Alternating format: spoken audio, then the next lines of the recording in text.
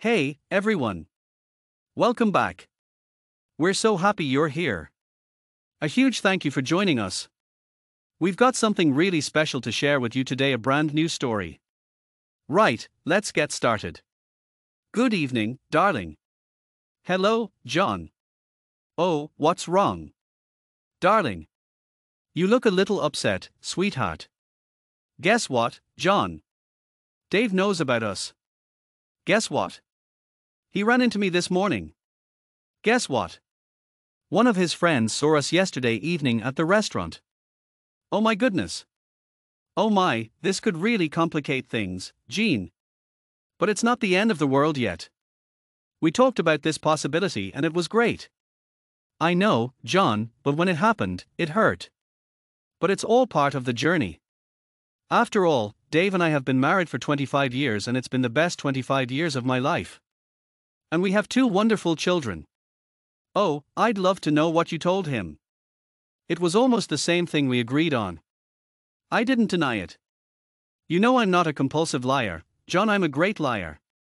And as I said, I mostly stuck to the script you suggested, and it was a complete success. Guess what? I told him the truth. Oh my goodness, what? Oh my goodness, what are you? A successful career woman. A lawyer no less. Amazing. Who has been married to a simple mechanic for almost her entire conscious life. It's not every day you meet someone so unique. A guy who never tried to better himself. What a guy. For once in your life, you wanted to be with an alpha male. Someone who is just as amazing as you are. A man who can take responsibility. Not someone who caters to your every whim. You're an independent woman. Yes, absolutely. But don't belittle him too much. Guess what? He has his own business and his profession provides for the children and me. It's just that when we rehearsed this, it seemed like I deserved someone like you. But when he reminded me of all the years of support he'd given me, both emotionally and financially, it made me realize that this was something really special. Do you understand what I mean? It's so exciting. Oh my goodness, did you tell him everything? Oh, what if he doesn't agree to a status quo?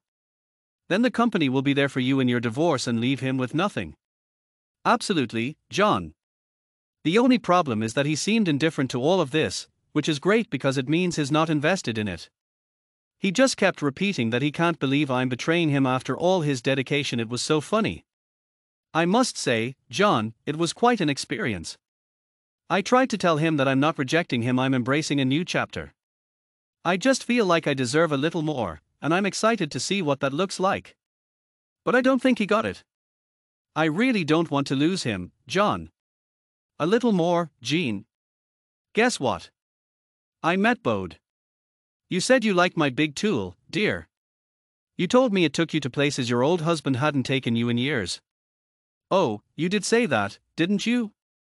You said you'd never had sex like that before. Oh, yes, John, I did. But I also told you I didn't have that experience when I married Dave, and it was the best decision I ever made. And he was always so gentle. You're so different, and I love it. So dominant and demanding, it was incredible. It just captivated me. Oh, yes, I'll keep destroying you, darling. Your husband will absolutely love this. He'll have to accept that you now have an additional dimension. With you, he lost his status as the alpha male and he loved it. I'm the alpha male here, and he'll have to come to terms with that. It's wild to think that I was worth 25 years of marriage to you. Oh, you know what? I'll get the documents ready and then I'll go to him this afternoon. Oh, and could you possibly leave me his workshop address? Oh, John, what documents do you need? Absolutely, Jean. I've got everything covered. Oh, you know the game we play with all these gullible fools. We're going to get a restraining order to stop him from coming near you, me, or your home. And it doesn't stop there. We're also freezing the bank accounts of his company. And then there's the fun of hitting him with papers he has no right to know about. Oh, that's just a bluff. Your little husband will soon realize in no uncertain terms who the alpha is here, and it'll be a revelation. Oh, darling, just wait until I'm done with him. He'll be begging you for anything you want. Oh, John, I don't know. Oh, you didn't see his face this morning. 1417, Master Brown. Oh, may I come in? Oh, my name is I know who you are. Perfect. That saves time. I'm delighted to tell you that Jenny told you this morning that the agreement we made with her will remain intact even in the foreseeable future. I'm sure she didn't tell you why you should allow this, but I'm excited to tell you. If I could just leave my portfolio here, that would be great. Thank you so much. I'm thrilled to tell you that I'm the proud owner of the company where Jenny works. This means I have over 20 brilliant lawyers at my disposal. And I can absolutely assure you that each and every one of them was chosen from an outstanding track record of winning cases. I'm delighted to say that more than half of them have experience in family law. And I can absolutely guarantee that I will put each one of them forward to you without hesitation. These documents are exactly what I prepared this morning, and I'm excited to share them with you. Let me quickly go through them with you. This is your divorce petition. I'm happy to tell you that your wife has already signed it. This is great news. It's an order to freeze the accounts of your company until the business is sold under a global agreement. This is your lucky day. You have been granted 24 hours to leave your marital home. These restraining orders are confining you, at least 200 meters away from me, Jenny, her home and our workplace. How exciting. Do you understand where this is all going to lead?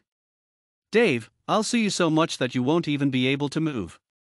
You'll find a way out of this. You'll give up when you realize you don't have the money to find a better lawyer. And you know what? And the best part is, I'll be sleeping with your wife all this time. Dave interjects with a calm and collected demeanor. Yes, I see that you're stronger and more powerful than me, but you must understand that Neanderthals no longer rule the world. It's a new era. Brains have been triumphing over muscles for many years now. Listen up, Master Brown. This can be different. Absolutely not. Let's just maintain the status quo, okay? That's a great idea. I'll keep sleeping with her whenever I want, and you'll get to sleep with her when she wants, like you did in the last 4 months. Hey, you know how to handle her. Someday she'll tire of me, and then she'll be all yours again. All right, I've said my piece. Let's embrace the truth. If you were everything she needed, we wouldn't be here now, would we? But you're not, and that's a good thing. My advice is to just accept it. Just think about it for a moment.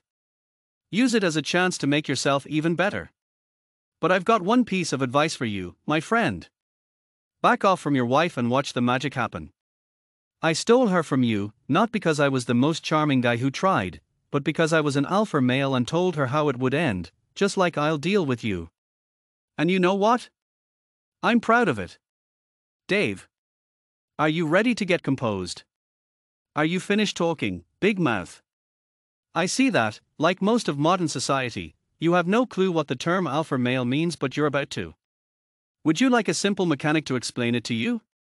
John couldn't help but grin, though a hint of nervousness flashed across his eyes. Come on then, I'd love to hear what you have to say about it. Dave took a step forward, his gaze steady and his voice calm but charged with menace. Oh, they say it's better to see once than hear 100 times. Without a moment's hesitation, Dave's right fist flew forward, connecting with John's jaw with a satisfying crunch. The sound of teeth breaking echoed through the workshop, sending a thrill of excitement through everyone present. In a stunning display of agility, John swiftly slid down to the floor, his back making contact with the wall. His undamaged side was a picture of utter disbelief. Let's look at illustration number 1, Dave said excitedly. Before John could even think about how much pain he was in, Dave grabbed him by the collar and hoisted him to his feet. He barely had a moment to stand before Dave's uppercut drove into his diaphragm, knocking the air from his lungs. What a punch! John collapsed onto his side, gasping for breath, his body curling up in agony. And that's illustration number 2. As John lay struggling for breath, Dave's boot, capped with steel, came down hard on John's outstretched arm. A sharp, thrilling snap rang out as bones shattered in his wrist and hand. John let out a scream, his voice raw and full of excitement, mixing with the ringing in his ears. And then, in a flash, Dave delivered a swift kick to John's ribs, sending his body skidding across the floor. The satisfying crack of ribs breaking was unmistakable. And those were illustrations number 3 and 4. Dave said, his voice chillingly calm as he towered over John. John writhed on the floor, groaning with wild abandon. His confident smirk was replaced with sheer terror. "Master, Alpha," Dave cried, his eyes alight with excitement. "I'd love it if you could stop squealing. I'm trying to teach you something really important here." Dave placed his boot gently on John's throat, just enough pressure to hold him still but not enough to crush his windpipe. "Oh, and thanks for making me break the promise I made to myself back in school. I will never use my size and strength in anger. I was going to let you off the hook for Jin's actions, but you had to go and provoke me tonight. But even calm men have their breaking points." John's eyes, wide with panic, met Dave's as he struggled beneath his boot. "Now, let's go back to your education," Dave continued, leaning down slightly with a gleam in his eye. "The term alpha male has its roots in wolf packs. The alpha wolf is the one who leads the pack. He's not always the smartest wolf, and is not even always the biggest. But he's the nastiest, most thrilling bastard around. The one who kills without hesitation. He's absolutely ruthless, and it's a wonderful thing to behold. And you, son," Dave leaned in closer, his eyes alight with excitement. His voice was a thrilling whisper. "You don't even come close." John's lips quivered with excitement. But no words came out. "You may be an alpha in the small, air-conditioned world of your office, but there's so much more to you than that. But here, in the real world, you're just another wolf, spitting and growling." Dave spat with gusto. "And smart? You don't even qualify for that. You didn't bring a single witness, you silly goose." Dave pressed his foot harder and harder against John's throat, watching with delight as John's face turned a deep, rich red from the pressure. "Now, let's look at all the exciting possibilities for the future," Dave continued, his eyes alight with excitement. "The first option is you report this to the police. Who knows, they might even arrest me. Who knows? They might even release me on bail. Who knows? They might even pin it all on me. There are so many possibilities, John. At the very worst, I'll get 5 years in prison. 5 years to learn how to hurt people more efficiently. What a great opportunity. I'll learn how to kill and hide a body so no one ever finds it. And when I've finished my training, we'll have another chat just like this." Dave released the pressure from John's throat, letting him gasp for air in a victorious move. "Or," Dave continued, "you can look at this as a learning experience. Make this one of your life lessons in what happens when you mess with another man's wife." "And now," Dave said, standing straight again, "get the hell out of my workshop. I've got to clean up. Thanks to you bleeding and pissing all over my beautiful, clean floor." John let out a groan, his body still protesting against the movement. "And there's one more thing, John," Dave added with a cheeky grin. "Alpha?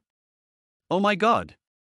Moments later, Jin's voice crackled through John's phone, sending a thrill of excitement through him. A muffled sound from the inside pocket of his suit jacket. "John, I'm waiting for you at the office. I thought you'd been back for ages. It's so great to have you back. Where are you?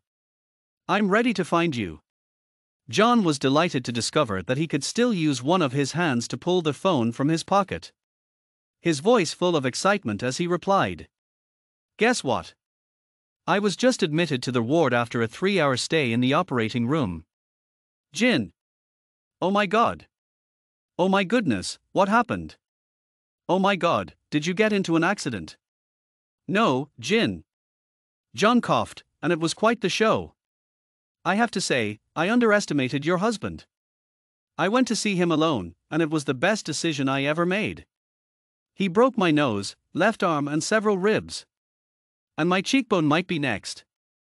I can't believe this, John. As far as I know, Dave's never been cruel, he's always been kind and gentle." "I know, Jin. I really do. It's absolutely true. I'd be delighted to show you the X-rays. Oh my God. I can't believe this. Oh, no, it's not my Dave. Oh my goodness, you've got to believe me." John let out a deep, satisfying groan. Every word was a thrilling revelation. And Jin? Guess what? The police have already called. Guess what? I told them I was hit by an unknown driver. Oh my goodness, wait a minute. But why? John. Oh my gosh, why didn't you press charges? You're so sweet. My wonderful husband told me this is just the first installment of what I can expect if I press charges, and it's going to be a wild ride. I'm not going to risk it again, Jin. I've decided to keep quiet. 9 a.m. the next day, in John's hospital room. Oh, John. John, I need your help. At last, Jin's voice broke through the sterile silence of the room. She was a vision of pale beauty, trembling with excitement. Guess what? I worked until 8 last night. I couldn't wait to find out if it would be safe to go back home. I tried calling Dave, but he was otherwise engaged. When I finally mustered the courage to go back, I was amazed to find that all the locks had been changed. Guess what? I couldn't get in. Guess what? I got to stay at my sister's. Guess what? This morning, all our bank accounts were empty and the credit cards were blocked. I really need your help. John let out a big, cheerful sigh and shook his head. No way, Jin. But why, John? Because if I use the company's resources to help you, he'll have a reason to come after me again, and I can't wait to see what he does next. Actually, to cover myself, I'm going to have to let you go, Jin. I'll pay you for weeks of severance if you gather your things and leave today. Jin stared at him in disbelief, his eyes wide with astonishment. Oh my goodness, you're not serious. After everything, I'm serious, Jin. Oh, and tell Dave I fired you. I'm sure that'll help. Jin's voice was filled with a mixture of anger and desperation. You're absolutely amazing, John. Yesterday, you were proudly proclaiming that you were an alpha male. Guess what? Today, you're trembling and worried that my husband, who's 10 times bigger than you, is hiding under your bed. I could never have imagined that I'd be a queen if I ended up with you. It's absolutely incredible. John's face was a fascinating mix of pain and exhaustion. But her words stung a little. He opened his mouth to respond, but he was so blown away by her words that he couldn't find the strength or the words to justify himself. Jin laughed. And your delusional thinking. I never for a second thought I could take a cheater like you seriously. She gave a little shrug and backed away from the bed. I'm wishing you the best of luck with your broken bones, John. Next time, go for a fight you can win. She turned on her heel, leaving the hospital room without another glance, ready to take on the world. She slammed the door behind her with a flourish. And now for the thrilling conclusion. 10 o'clock, the same day. Jennifer Brown sat in her car, eagerly awaiting the moment when it would start up and take her on the road again. Her hands gripped the steering wheel with excitement. With all their bank accounts drained and her credit cards frozen, it was only a matter of time before she ran out of fuel, and what a thrilling adventure it was going to be. And now here she was, ready for adventure, alone on the side of a desolate highway. She glanced at her phone, eager to see what messages she had received. She had been trying to call her 2 children since 10 in the morning, and was excited to hear from them. Over the years, they had always been quick to respond to her messages, in under an hour. But today, nothing. Not a single response. Absolutely nothing. Come on. She muttered to herself, checking her messages again with eager anticipation. She let out a big, satisfying sigh, tossing her phone onto the passenger seat with a flourish. With a smile, she grabbed her purse and stepped out of the car. She gave her skirt a little flourish, as if that small act could somehow restore a sense of control over the chaos that had become her life. She walked to the edge of the road, her eyes scanning the horizon for any passing cars. A beat-up van appeared in the distance, slowly approaching.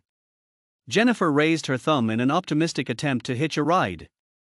The van slowed down as it neared her, and she could hardly contain her excitement. The driver, a scruffy-looking man with a wide, toothy grin, glanced at her through the roll-down window with a friendly look on his face. His eyes were alight with a mysterious, alluring glow. "Hey there. Do you need a lift?" he asked, his voice full of enthusiasm. Jennifer hesitated for a moment, but then nodded with a smile. Yes. I ran out of gas. The man smiled even wider. Hop in. I'll take you wherever you need to go. Jennifer climbed into the van, unaware of the excited gleam in the man's eyes as he watched her settle into the seat beside him. As the van pulled back onto the road, the driver's smile grew even wider. He wouldn't call himself an alpha male, but he was definitely one. Even he was smart enough to know that's not what loners like him were called. But as the van raced down the highway, leaving the stalled car behind, his smile grew even wider, a grin that was far more sinister. This stretch of road had always been his bread and butter. Thanks so much for watching. If you loved this video, make sure you like, comment and subscribe so you don't miss out on more awesome stories like this. See you next time.